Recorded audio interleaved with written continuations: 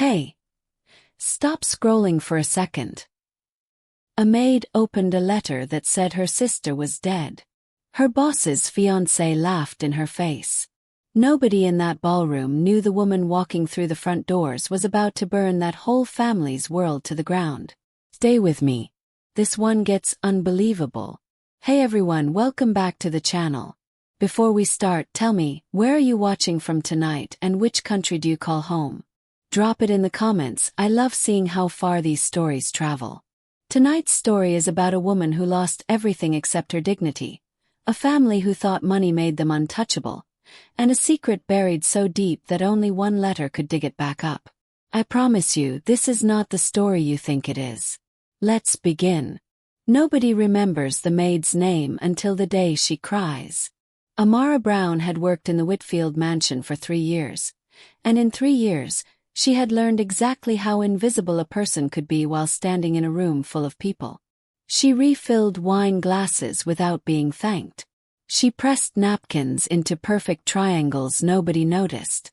She swept marble floors that cost more per square foot than the apartment she shared with 2 roommates in Queens. She didn't complain. She had a reason to keep going, and that reason had a name: Aisha. Aisha was Amara's younger sister, 19 years old, the kind of girl who laughed too loud at her own jokes and still slept with the hallway light on. 8 months ago, Aisha left for what she called a fresh start in Chicago, a modeling opportunity, she said, something too good to explain over the phone. She promised to call every Sunday. The calls stopped after the 3rd week. Amara had spent every free hour since then calling police stations, modeling agencies, anyone who would listen. Nobody had answers. Her manager at the agency in Chicago said Aisha never showed up. The phone number she'd used to call home was disconnected.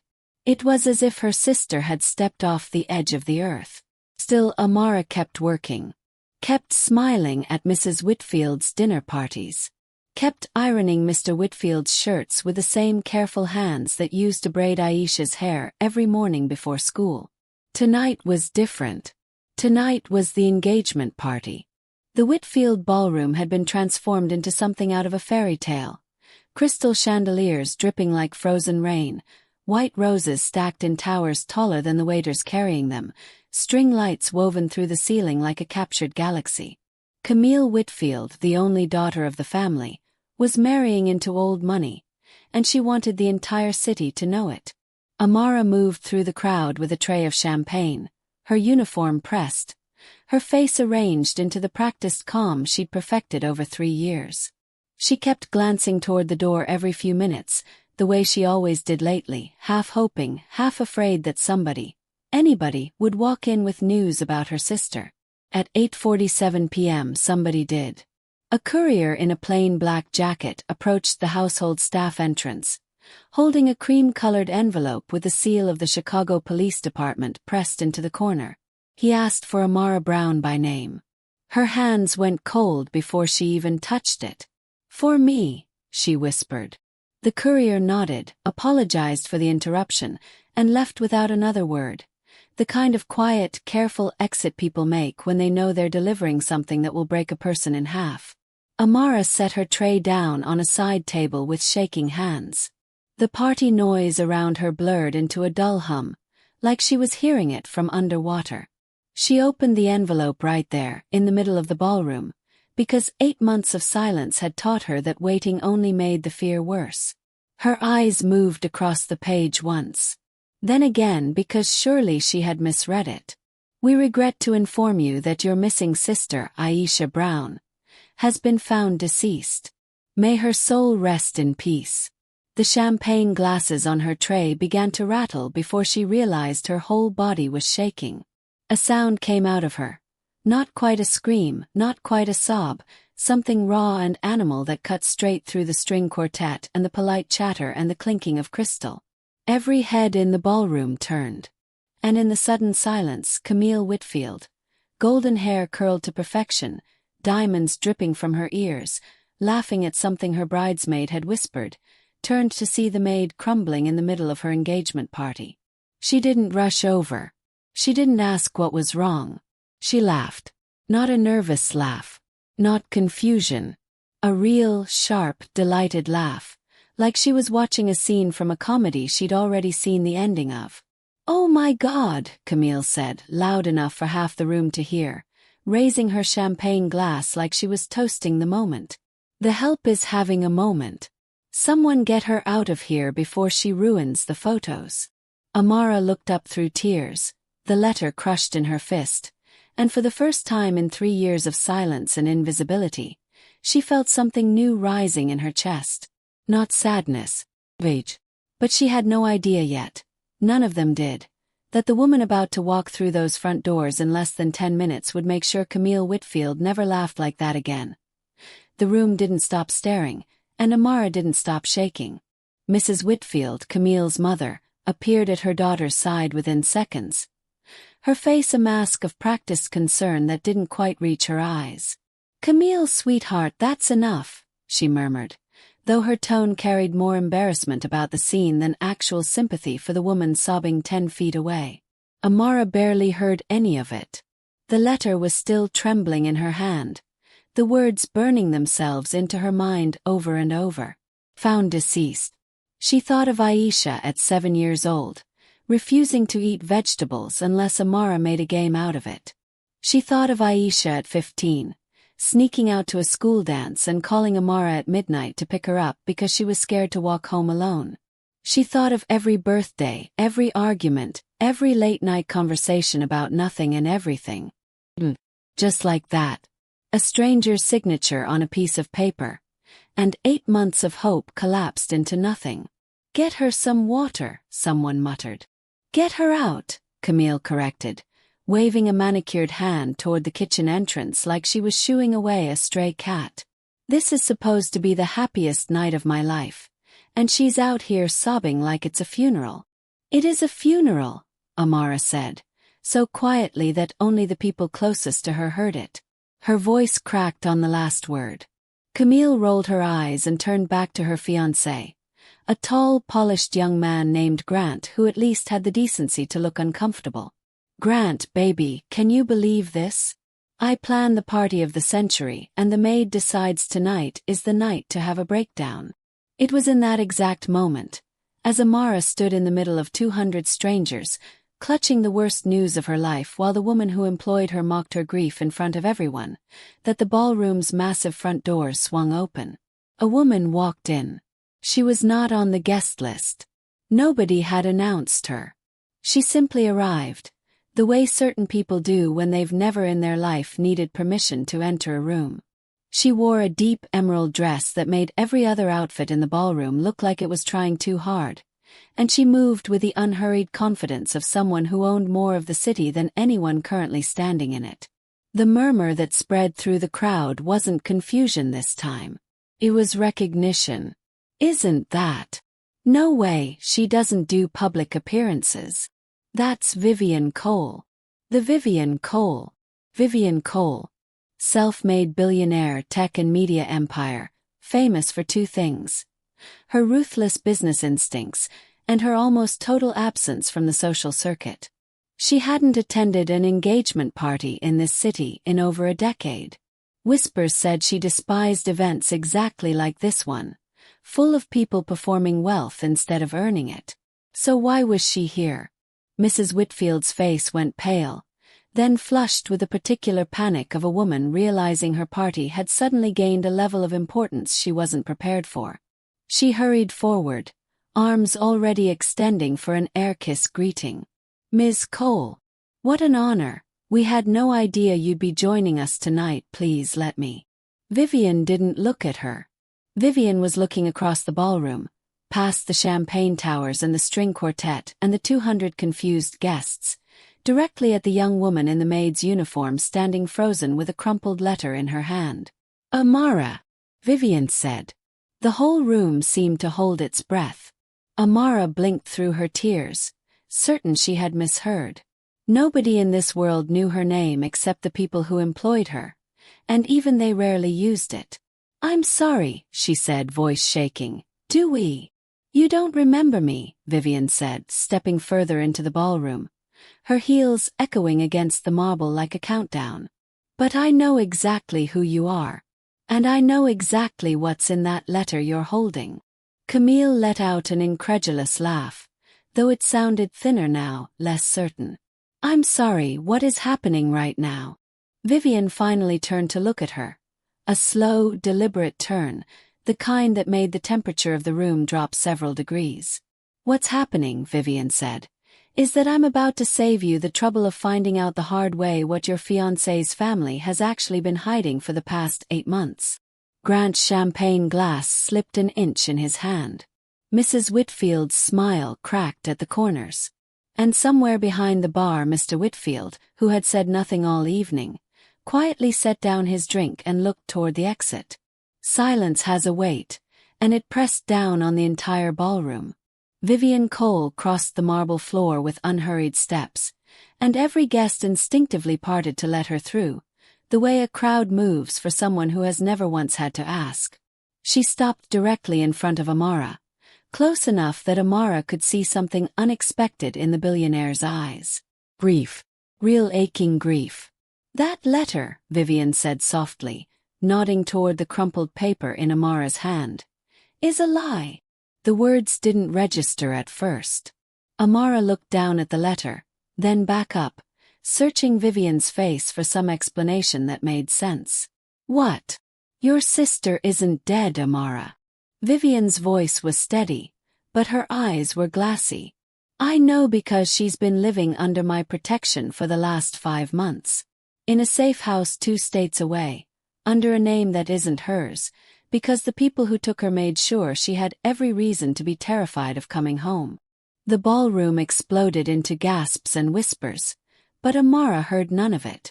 Her knees buckled, and Vivian caught her arm before she hit the floor. She's alive, Amara whispered. She's alive. She's alive. Is safe. And in about 10 minutes, she's going to walk through those doors and see you for the first time in 8 months. Vivian's jaw tightened, and for the first time, real anger crept into her voice. But before she does, some people in this room need to understand exactly what they did to her. She turned, and this time her gaze landed on Camille Whitfield like a blade. Aisha Brown was recruited 8 months ago through a modeling agency in Chicago, Vivian said, her voice carrying across the silent ballroom now, clear and merciless. An agency that doesn't actually exist. It was a front, a trafficking operation disguised as a talent agency, luring young women with promises of modeling contracts and then trapping them the moment they arrived in the city. No phone, no ID, no way to call home. Camille's face had gone the color of the tablecloths. I have no idea what you're talking about. Don't, Vivian said, and the single word cracked through the room like a whip. Don't you dare stand there and pretend. Because the agency that ran that operation, Belrose Talent, was funded through a shell company. And the shell company traces back to an account controlled by your father. Every eye in the ballroom turned toward Mr. Whitfield, who had gone gray and silent by the bar. That's a lie, Camille stammered, though her voice had lost all its earlier confidence. My father is a respected businessman, he wouldn't. I have the financial records, Vivian said flatly. I've had them for 3 months. I've been building a case quietly, waiting for the right moment to move, because girls like your family traffic don't get justice through slow, polite channels. They get it when the people who hurt them have nowhere left to hide. She paused, letting that settle over the room like smoke. I found Aisha in a house outside Milwaukee 2 months ago, along with 6 other young women. Got them out. Got them safe. And I have spent every day since then finding out exactly who was responsible. Mrs. Whitfield had both hands pressed over her mouth. Grant looked like he might be sick. But why the letter? Amara asked, her voice trembling, the paper still crushed in her fist. Why would anyone tell me she was dead? Vivian's expression darkened further. Because 2 days ago my investigation shook loose. Someone in this family panicked. They didn't know exactly what I had, but they knew Aisha was the loudest possible witness against them if she ever surfaced. and they knew you were the one person who would never stop looking for her. So someone decided the easiest way to make sure you stopped asking questions was to make you believe she was gone for good. Grief doesn't investigate, Amara. Grief just breaks. Camille's composure finally shattered. This is insane. I didn't send any letter. I don't even know this Maid's sister. The letter was traced to an email account, Vivian said, cutting her off. Registered under the name Camille R. Whitfield. The room didn't gasp this time. It went completely, deathly silent. Camille's mouth opened, closed, opened again, no sound coming out. The perfect bride-to-be, the golden girl of the evening, stood frozen under 200 stares that had shifted, in the space of a single sentence, from admiration to horror. "You did this," Amara said, stepping forward for the first time. Her voice no longer shaking with grief but trembling with something far more dangerous. "You made me think my sister was dead. You laughed at me. While I was breaking apart in the middle of your party, you laughed." Camille took a step back, bumping into her own engagement cake table. "It wasn't supposed to. I just needed you to stop calling the police, to stop asking questions. I didn't think." "You didn't think a person's life mattered," Vivian finished for her. "As long as your family's money kept flowing." And then, from the far end of the ballroom, the massive front doors opened once more. Every head turned toward the doors, and this time, the silence that fell over the ballroom was different. It wasn't shock. It wasn't scandal. It was something almost holy. A young woman stood in the doorway. She was thinner than Amara remembered, her hair cut shorter, a faded scar just above her eyebrow that hadn't been there 8 months ago. She wore borrowed clothes, simple and unremarkable, nothing like the glittering gowns filling the ballroom around her. But her eyes were exactly the same, wide and searching, scanning the crowd like she was looking for the one face that had anchored her entire childhood. "Aisha," Amara whispered. The word broke something open in both of them at once. Aisha's composure cracked first.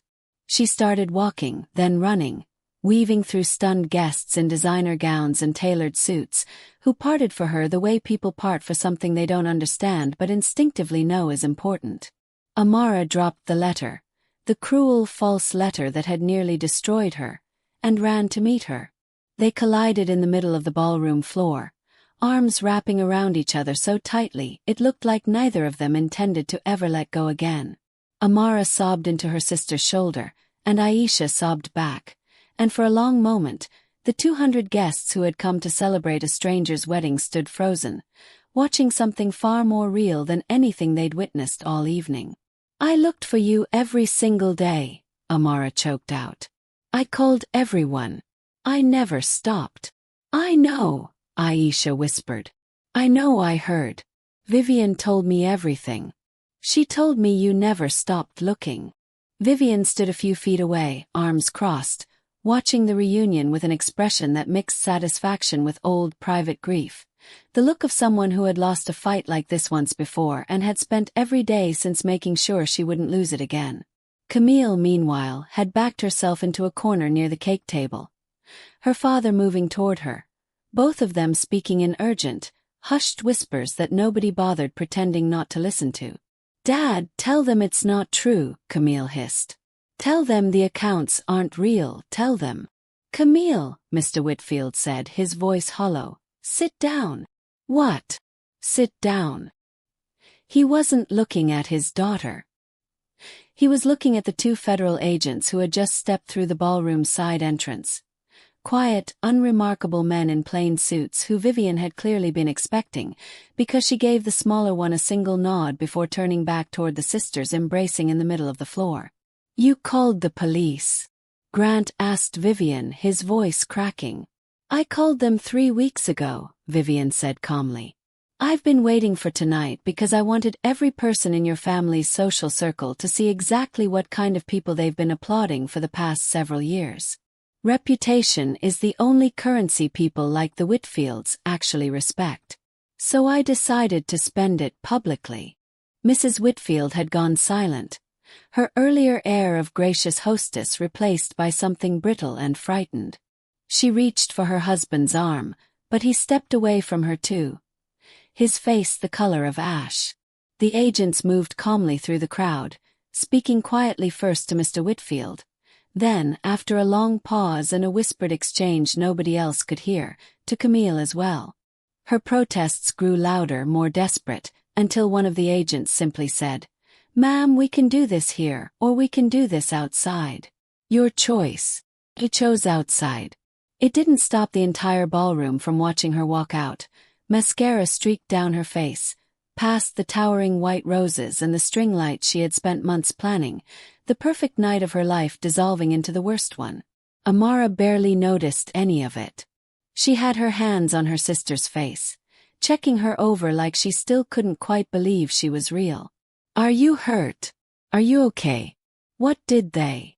"I'm okay," Aisha said, laughing and crying at the same time. "I'm okay because of her."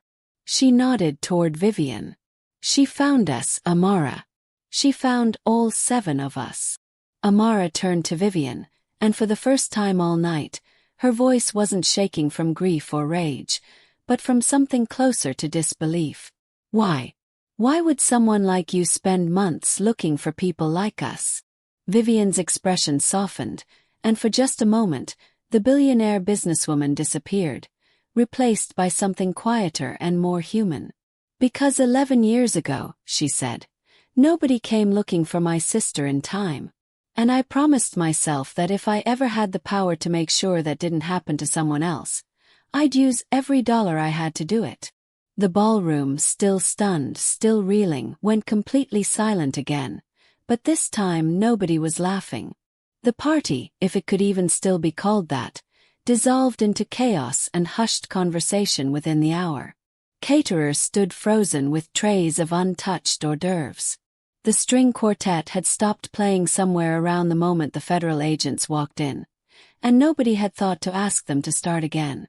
Guests clustered in small groups near the exits, whispering about what they'd just witnessed, some already pulling out their phones to type messages that would turn into headlines by morning. Vivian arranged for Amara and Aisha to be moved to a private sitting room just off the main ballroom, away from the stairs, away from the chaos, somewhere they could finally breathe. A staff member Amara didn't recognize brought in tea and a warm blanket, draping it gently over Aisha's shoulders like she understood, without being told, that the younger woman had spent the last 5 months learning to distrust kindness. "Tell me everything," Amara said, gripping her sister's hands like she was afraid letting go would make her disappear again. "From the beginning. I need to know." Aisha took a shaky breath. The agency seemed real. They had an office, a website, everything. They flew me out, put me up in what they called a model housing unit. It wasn't until the second night that they took my phone, said it was for professional reasons, and I never saw it again. Her voice wavered. After that it was just rooms, different houses. They moved us every few weeks so nobody could trace a pattern. I tried to leave twice. Both times, they found me before I got more than a few blocks.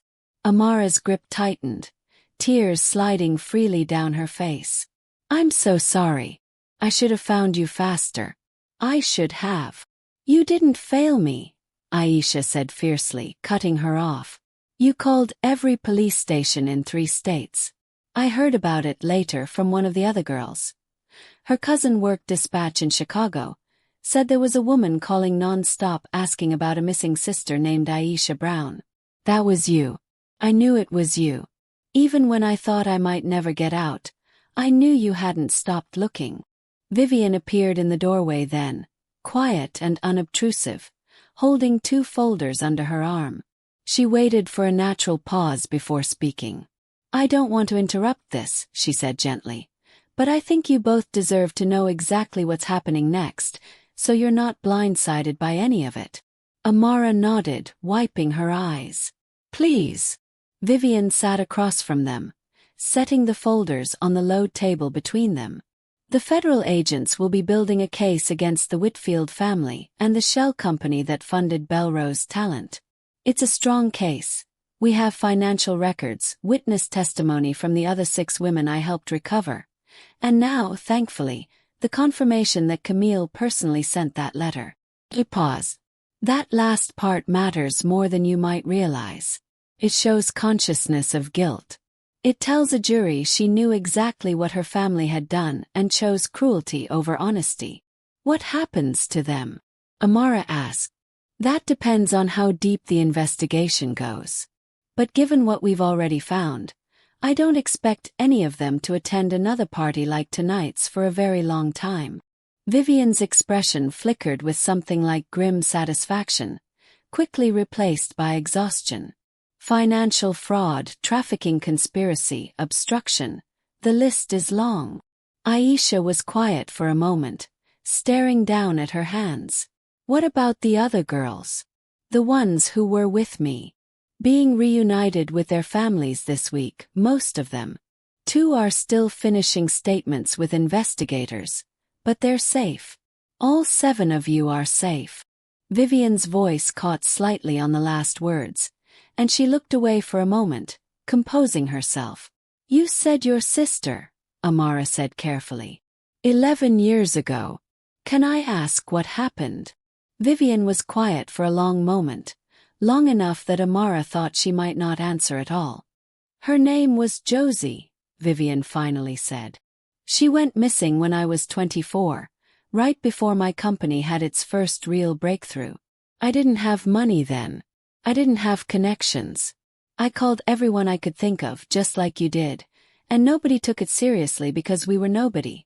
A poor family from a poor neighborhood, and missing girls from places like that don't always make the news. Her jaw tightened. By the time anyone found her, it was too late. The room went silent except for the soft hum of the mansion's heating system. I promised myself, Vivian continued, that if I ever built something powerful enough, I'd spend it making sure another family didn't have to live through what mine did. I've spent the last 6 years quietly funding investigations like this one. Yours is the 11th family I've helped. She looked up, and her eyes were wet but steady. It's the first time I've gotten to be there for the reunion in person. Usually I stay in the background. Why didn't you this time? Amara asked softly. Vivian's gaze drifted toward the ballroom, toward the ruins of Camille Whitfield's perfect night. Because when my investigators told me the family orchestrating this whole operation was hosting a 200-guest engagement party the same week I planned to move on the case, I decided their public reputation deserved to collapse exactly as publicly as they built it. For the first time since the letter had arrived, Amara felt something other than grief and fury settle into her chest. Something that felt cautiously like gratitude, and the first fragile shape of hope. The days that followed unfolded faster than either sister could keep up with. By morning, the story had already leaked. A version of it, at least, garbled and half-accurate, spreading across social media under headlines like Billionaire exposes trafficking ring at society engagement party and the Whitfield scandal. What really happened? Reporters camped outside the mansion gates. Camille's face, tear-streaked and furious, was splashed across every gossip account in the city. Amara barely noticed any of it. She was too busy relearning how to exist in a world that had her sister back in it. Vivian had arranged a small apartment for the 2 of them temporarily. Nothing extravagant, just clean, quiet and safe, a place with a working lock and a view that didn't remind either of them of the last 8 months. It felt to Amara like the first real breath she'd taken in nearly a year. You don't have to keep doing this, Amara told her on the 3rd day, when Vivian stopped by to check on them, a habit that had become routine faster than Amara expected from someone with an empire to run. You've already done so much. More than we could ever repay. I'm not doing it to be repaid, Vivian said, settling into the small kitchen chair like she belonged there. I'm doing it because watching you 2 sit at that table together, arguing over whether to add sugar to the coffee, is worth more to me than anything my company made this quarter. Aisha laughed. A real laugh, the first one Amara had heard from her since the reunion, and it hit Amara harder than she expected, a physical wave of relief crashing through her chest. She hadn't realized how much she'd missed that specific sound until it was gone, and now that she had it back, She found herself holding on to every small, ordinary moment like it was precious cargo. But not everything was healing so simply. Aisha still woke most nights from nightmares, gasping, disoriented, momentarily unsure whether she was safe or back in one of the rotating houses her captors had moved her through. Amara learned to keep the hallway light on again, the same way she used to when Aisha was a little girl, except now it wasn't superstition keeping the dark away. It was real fear, real trauma, something that would take far longer than a week to unwind. "I keep thinking," Aisha admitted one night, staring into her tea instead of drinking it, "that I should feel more grateful. Like I'm alive, I'm safe, I'm here with you. And I am grateful, I promise I am. But sometimes I just feel angry instead. Angry that it happened at all." Amara reached across the table and took her sister's hand. "You're allowed to feel both. Gratitude doesn't erase what happened to you. It just sits next to it. When did you get so wise? 8 months of crying in a mansion bathroom between shifts will do that to a person," Amara said, and Aisha laughed again, softer this time but real. Meanwhile, the legal case against the Whitfield family moved with a speed that surprised even Vivian's own attorneys. Mr. Whitfield's financial records, once federal investigators had full access, revealed a trail stretching back nearly 4 years.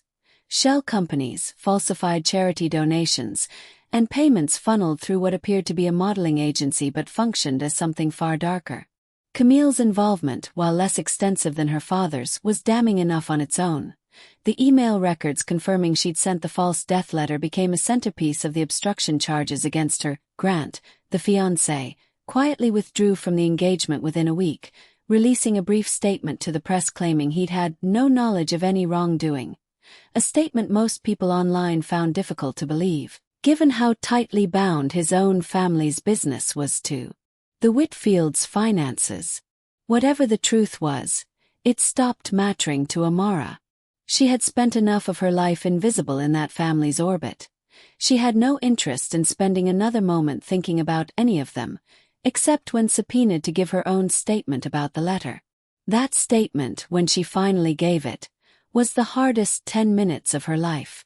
Sitting across from a federal prosecutor, describing the exact moment she opened that envelope in the middle of a glittering ballroom, believing with her whole heart that her sister was gone, it brought all of it rushing back, raw and immediate. But this time, when she finished speaking, Aisha was sitting right beside her, holding her hand. That, more than anything, was what finally made it feel like healing instead of just surviving. 3 weeks after the engagement party that ended a family's empire and reunited 2 sisters against every possible odd, Amara received a phone call she didn't expect. It was Vivian. "I have a proposition for you," she said without preamble, in the same direct tone she used for everything. "Come by my office Friday. Bring Aisha if she's comfortable." Amara hesitated, glancing at her sister across their small apartment, where Aisha was curled up on the couch with a mug of tea, looking healthier than she had in weeks. Color back in her cheeks, a little more weight, a little more light behind her eyes. "What kind of proposition?" "The kind you'll want to hear in person," Vivian said, and hung up before Amara could ask anything else. Vivian Cole's office occupied the top 3 floors of a glass tower downtown, the kind of building Amara used to walk past on her way to work, always glancing up at it and wondering what it must feel like to belong somewhere that impressive. Now she sat inside it, on a leather couch across from Vivian's desk, feeling distinctly out of place in her one nice blazer while Aisha sat beside her, quieter than usual, taking in the view with wide eyes. "I've been thinking a lot about what happens after," Vivian began, folding her hands on the desk. "After the rescue. After the reunion. Most organizations focus everything on the moment of finding someone, which matters obviously, but almost nobody focuses on what comes next. The months, the years, of rebuilding a life that trafficking and exploitation tore apart." "Okay," Amara said carefully, unsure where this was headed. "I want to build something that fills that gap. A foundation, housing, therapy, legal support, job training, all of it, specifically for survivors and their families in the months after a rescue. I've been funding pieces of this quietly for years, but it's scattered, inefficient. I want to build it properly. Permanently. Vivian looked between the two sisters. And I want you both involved. Aisha sat up straighter. Us. Why us? Because you understand it from the inside in a way none of my consultants ever will, Vivian said. Aisha, I want you involved in shaping what survivor support actually looks like. You'll have input, paid input, on program design because you know better than any expert what helped you and what didn't. No pressure to start immediately. Whenever you're ready. Aisha's eyes filled with tears, but she nodded, unable to speak for a moment. Vivian turned to Amara. And you? You spent 8 months fighting every institution in 3 states to find your sister when nobody else would listen. That kind of relentlessness is rare. And it's exactly what I need running family support services. Full salary, full benefits, and the freedom to build the program the way you wish someone had built it for you 8 months ago. Amara felt her throat tighten. I don't have any experience running a program like that. You have something better than experience, Vivian said. You have the exact pain this program is meant to address, and the exact strength it takes to fix it. I can teach you the administrative parts. I can't teach anyone what you already know. For a long moment, Amara didn't answer. She thought about 3 years spent invisible in a mansion, refilling wine glasses for people who never once asked her name.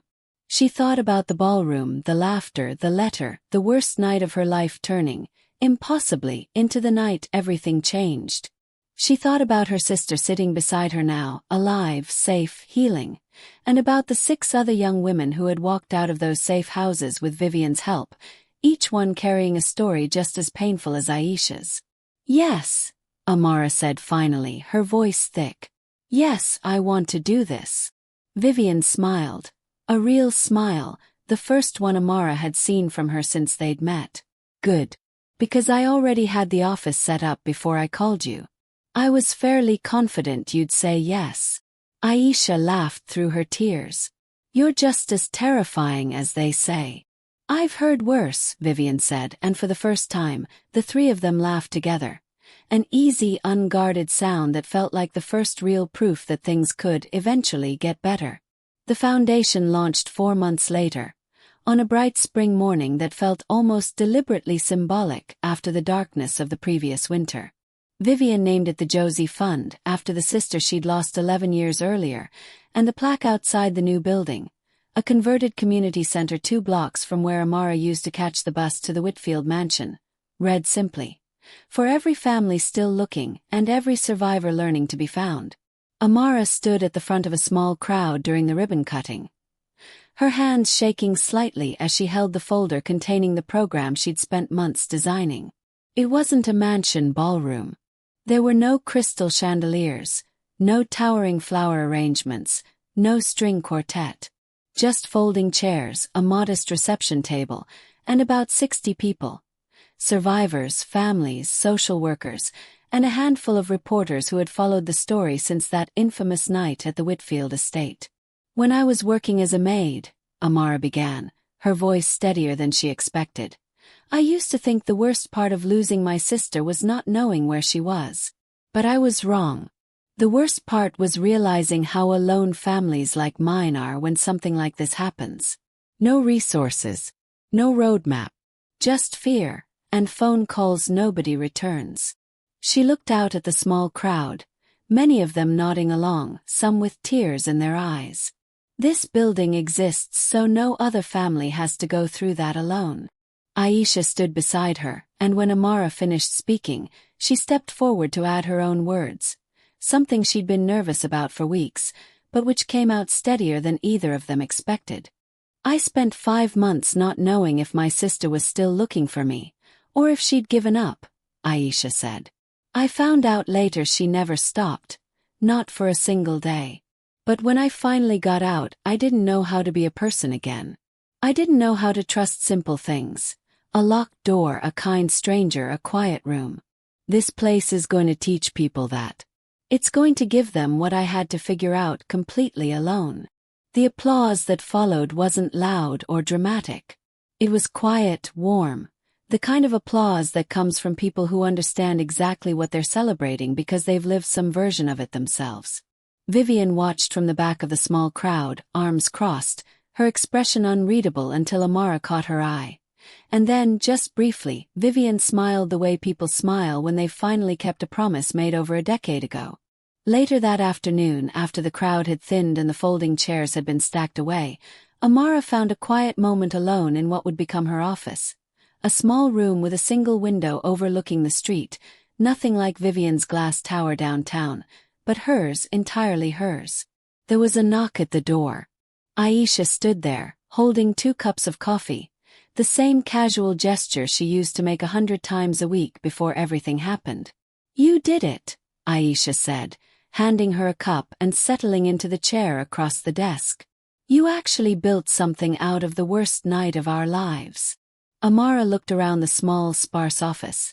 No crystal, no marble, no towering flowers, nothing like the world she used to serve drinks in, and felt, for the first time in longer than she could remember, like she belonged exactly where she was standing. "We built it," she corrected softly. "Both of us." Aisha smiled, and for a moment, neither of them said anything else. They just sat together, sisters, survivors, finally on the other side of the darkest chapter of their lives, sipping coffee in a small room that would soon become a lifeline for strangers neither of them had met yet. 6 months into running the foundation, Amara received a call that stopped her cold, not with fear this time, but with a strange, complicated relief. The Whitfield case had reached its conclusion. Mr. Whitfield had accepted a plea deal that would keep him in federal prison for the next 15 years. His once untouchable name now permanently attached to headlines about trafficking and financial fraud. Mrs. Whitfield had cooperated with investigators in exchange for a reduced sentence, testifying against her own husband in a trial that dominated local news for weeks. And Camille, golden glittering Camille, who had once laughed at Amara's grief in the middle of a crystal-lit ballroom, was sentenced to 4 years for obstruction of justice, her engagement long since shattered, her name unrecognizable from the one that used to open every door in the city. Amara didn't celebrate the verdict, exactly. There wasn't triumph in it, not really. But there was something like closure, a final, definitive line drawn under a chapter of her life that had once threatened to destroy her entirely. She told Aisha the news that evening, over dinner in the small apartment they still shared, though they'd started looking at places with a second bedroom now. A real home instead of a temporary refuge. "How do you feel?" Aisha asked, watching her sister carefully. Amara considered the question honestly before answering. "Lighter," she finally said. "Like I can stop carrying it now." Aisha reached across the table and squeezed her hand. "You carried both of us for 8 months. I think you're allowed to finally put some of it down." The foundation, meanwhile, had grown faster than either of them anticipated. What started as a single converted community center now had 2 locations, with a third planned for the following year in Chicago. A deliberate choice, Vivian had explained, because that was where so many of these stories, including Aisha's, had begun. Over 40 survivors had come through the program in its first 6 months alone, each one receiving the housing, therapy, and support that Amara had once desperately wished existed for her own family. One evening, a young woman came into Amara's office for an intake meeting, visibly nervous. Her hands twisting together in her lap the exact way Amara remembered her own hands twisting on the worst night of her life. The woman's older sister sat beside her, having driven 6 hours the moment she got the call that her sibling had been found. "I don't really know how to do this," the older sister admitted, glancing nervously around the small office. "I don't know how to help her feel normal again." Amara smiled gently, recognizing herself in the woman's exhausted, hopeful eyes. "You don't have to know how yet. Nobody does at the start. You just have to keep showing up.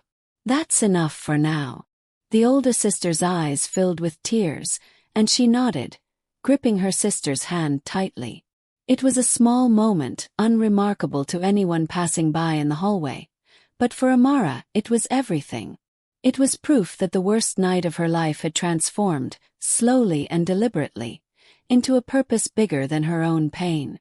That night, walking home through streets that no longer felt threatening or uncertain, Amara thought about the letter that had once destroyed her world in a single sentence. She thought about Camille's laughter, sharp and cruel, echoing across a glittering ballroom. She thought about Vivian walking through those doors like a reckoning nobody saw coming. And she thought about her sister, safe now, healing now, sitting at home waiting for her with dinner already started. Somewhere along the way, without either of them fully realizing it, they had built a new life out of the wreckage of the old one, not despite what happened to them, but because of the strength it forced them both to find. 1 year to the day after the engagement party that changed everything, Amara stood in front of a much smaller crowd. No cameras, no reporters, just close friends, foundation staff and family, at a modest gathering to celebrate the foundation's first full year. Vivian stood beside her, holding a glass of sparkling cider instead of champagne, a small detail Amara had requested and Vivian had happily honored, given everything champagne had come to represent for both of them that night in the Whitfield ballroom. "When I started this," Vivian said, addressing the small crowd, "I told myself it was about justice. About making sure what happened to my sister never happened to anyone else without consequences.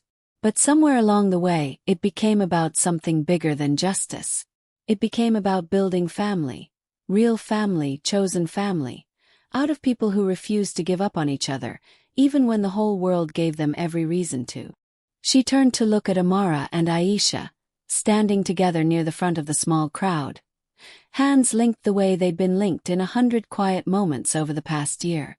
"These two women taught me that survival isn't the end of the story," Vivian continued. "It's the beginning of a much harder, much more important one.